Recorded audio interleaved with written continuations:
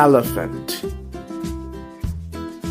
Alright, our animal today is a eutherian, which includes the placental mammals. Eutheria is split into two major groups, Boreoeutheria and Atlantogenata. Apparently, this game does not include Atlantogenata, which is the combination of Afrotheria and Xenothrym.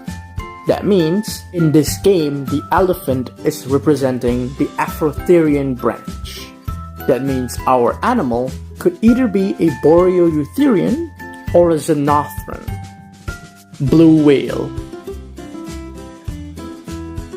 Alright, our animal is a Laurasiatherian. That means it is a Boreoeutherian.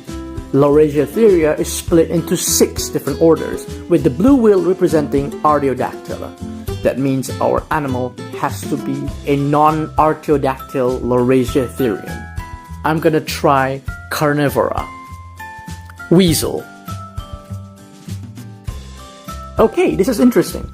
Our animal is a member of the suborder Caniformia within the order Carnivora. There are several families classified under Caniformia, and some of those are grouped together in a superfamily or a parvor. The weasel is a member of Mustelidae, which is a member of the Musteloidea. That means our creature could either be Canidae, Ursidae, or Pinnipedia.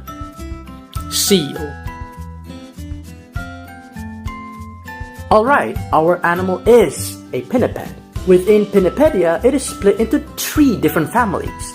The Phocidae, the true seals, Otariidae, sea lions and fur seals, and Odobenidae, the walrus.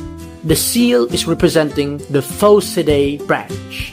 That means our animal can either be an Otariid or an Odobenid. Sea lion.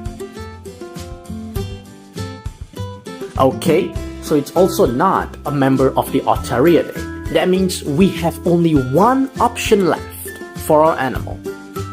Walrus. And our animal is the walrus.